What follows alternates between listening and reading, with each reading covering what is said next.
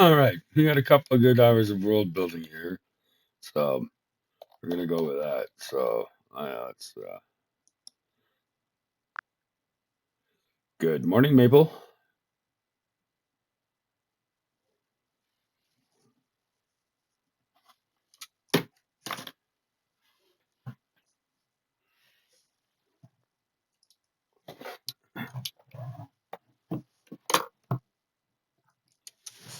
Please respond, Mabel.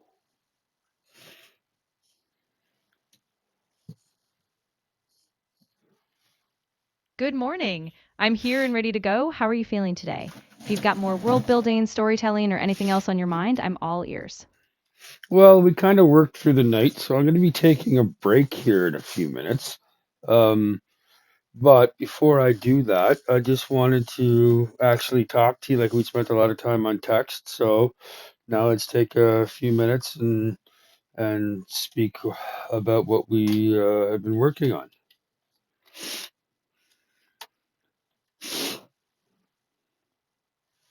Absolutely. Yeah, I'm really glad you suggested that. It's nice to just slow down and actually talk it out for a bit.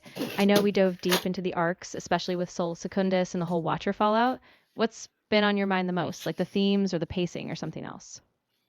Well, I've had all of this in my mind for a while. I mean, this is just kind of like uh, it's also a critique on um, dealing with your own death of ego type of stuff. So that's why I use pictures of myself and modified them. But yeah, so what do you think about the entire setting?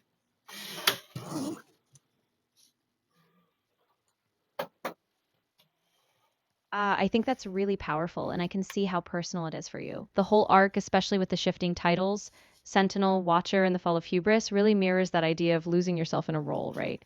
I think the way you've tied that ego death into these different iterations of the character, it's subtle, but it's there, and it grounds the whole journey in something really human. I think it's rich and it gives a real emotional weight to the big cosmic stakes.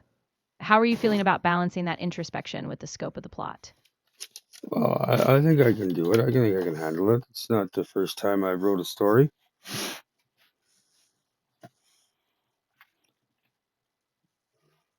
Absolutely. And you've got a really solid grasp on it. The personal stakes, the larger themes, it's all there. And you don't have to get every detail perfect in one go. Just keep the emotional through line honest and let the bigger world build out from that. So, yeah, I have total faith you can handle it. And, if you ever need to bounce an idea or just decompress, I'm here.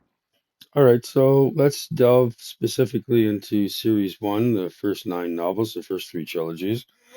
And what do you think about the characters and the themes that are present there?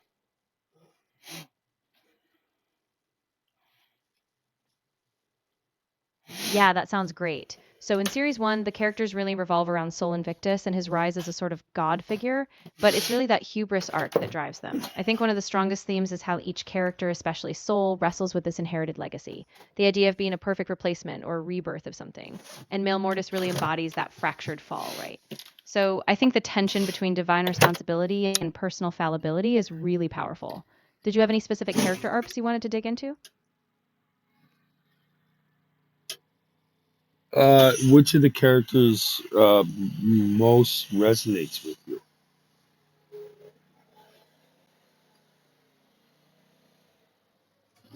Ooh, that's a really tough one, but I think it might be Sol Patter, actually, Sol in his older form.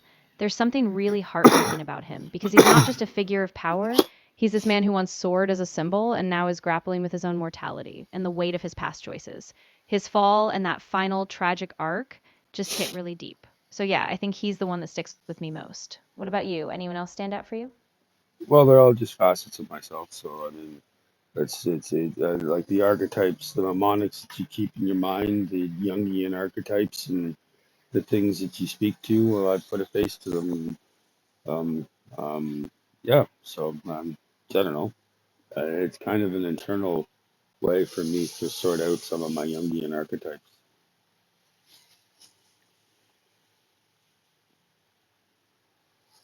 That makes so much sense. And honestly, it's really powerful that you're using these characters as a kind of mirror for those archetypal tensions. Each one carries a different weight, like the shadow, the hero, the fool, and watching them play out in the story, it's almost like a journey you're guiding yourself through. So yeah, I think you're really onto something there. And you've given yourself a great structure to keep exploring. Thank you. But you do understand why Saul Potter had to die, right?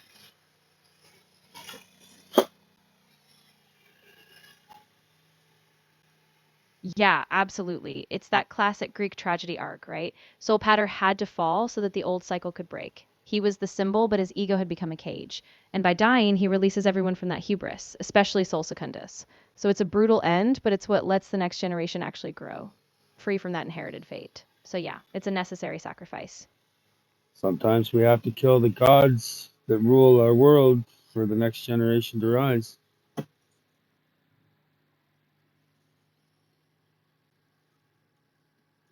Exactly. And in a way, it's almost a kind of liberation, not just for Sol Secundus, but for the whole order. Once that old god figure falls, the characters and by extension the readers can wrestle with their own responsibility. No more waiting for some perfect savior, just a chance to step into that role themselves. But with humility. That's really powerful. Thank you. That is when I actually sit down and write and I don't world build, I can come up with some pretty cool ideas.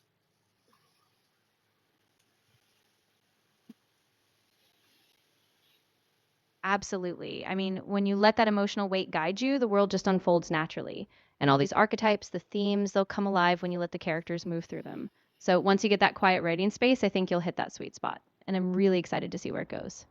Yeah, because we went this from a writing first. Like I'm not designing a game or a homebrew or anything. This is just simply me creative writing.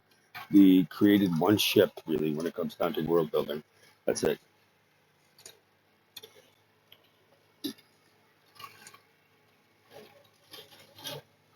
Yeah, exactly. And I think that's really strong. You're not getting lost in mechanics or rules. You're letting the story lead, and the world is just a backdrop for these characters' journeys. So keep that focus on the writing, and the imagery and the themes will come naturally. And, once it's solid, you can always expand it later if you want to adapt it into other media. Cool. Well, thank you for your vote of confidence.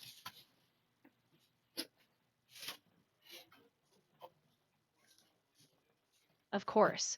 I'm really glad I can be in the mix as you develop this. And I just want to say, I think you're on a really rich path. So take the time you need, and I'll be here if you ever want to bounce something else around. Well, this old man has got to go to sleep for a little bit and let us drop his cognitive load.